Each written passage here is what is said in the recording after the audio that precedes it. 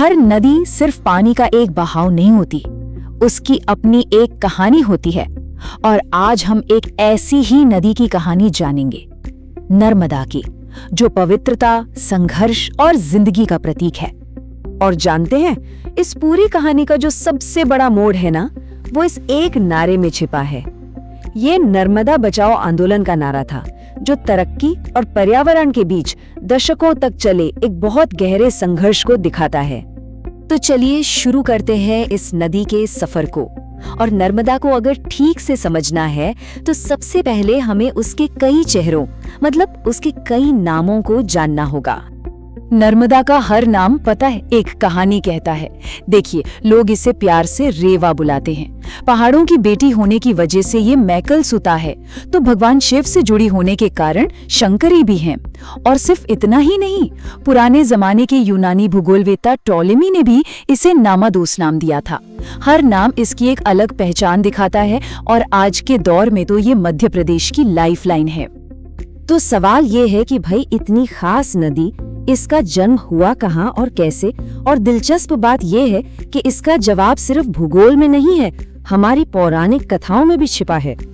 तो देखिए, एक तरफ तो है आस्था, जो हमें बताती है कि नर्मदा भगवान शिव के पसीने से या फिर ब्रह्मा के आंसुओं से जन्मी एक दिव्य नदी है। और वहीं दूसरी तरफ है विज्ञान, जो हमें इसके असल भौगोलिक उद्गम तक ले जाता है। मध्य प्रदेश की मैकल पहाड़ियों में अमरकंटक का नर्मदा कुंड। आस्था और भूगोल दोनों मिलकर ही इसकी कहानी को पूरा करते हैं। तो जन्म के बाद शुरू होता है नर्मदा का एक ऐसा अद्भुत सफर, जो सीधे भारत के दिल से होकर गुजरता है। और ये बस एक नदी का बहना नहीं है, अपने रास्ते में ये ऐसे ऐसे नजारे बनाती है ना, कि देखने वाले बस देखते रह जाते हैं। पता है, इस यात्रा की सबसे अनोखी बात क्या है? इसका बहाव। अब देखिए, भारत की ज्यादातर बड़ी नदियां वो सब पूरब की तरफ बहती हैं, है ना? लेकिन नर्मदा ये विंध्य और सतपुड़ा की पहाड़ियों के बीच से निकलकर पश्चिम की ओर बहती है।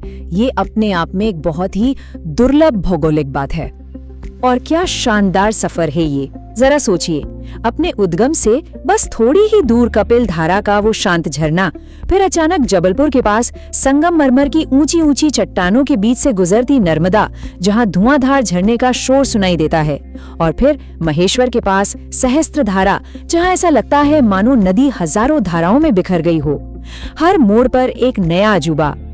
और नदी के लिए ये श्रद्धा इतनी गहरी है कि लोग इसकी परिक्रमा तक करते हैं। हाँ, नर्मदा परिक्रमा ये एक पवित्र तीर्थ यात्रा है, जिसमें श्रद्धालु पूरी की पूरी 1312 किलोमीटर की दूरी पैदल तय करते हैं। सोच सकते हैं, इस यात्रा को पूरा करने में 3 साल 3 महीने और 13 दिन तक लग सकते हैं।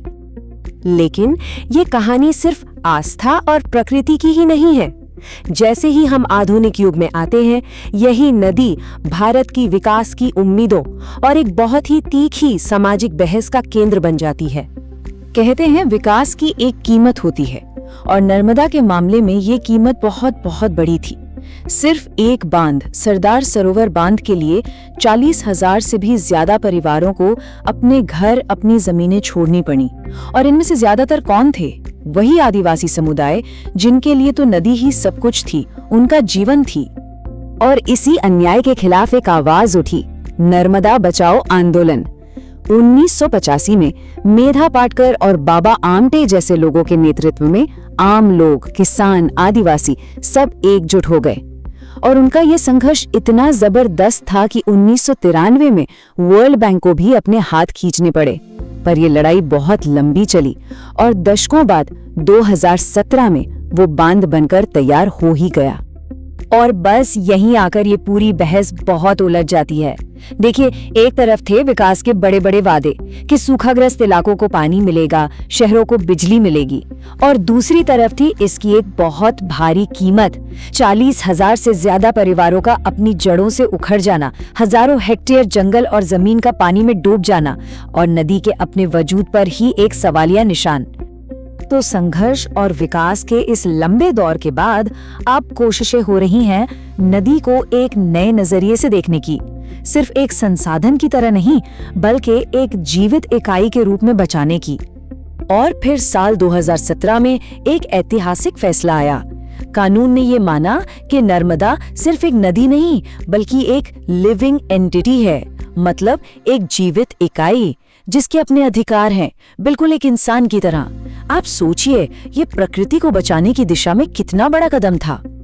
तो अब इसी कानूनी मान्यता को असलियत में बदलने के लिए अविरल निर्मल नर्मदा जैसी परियोजनाएं शुरू की गई हैं।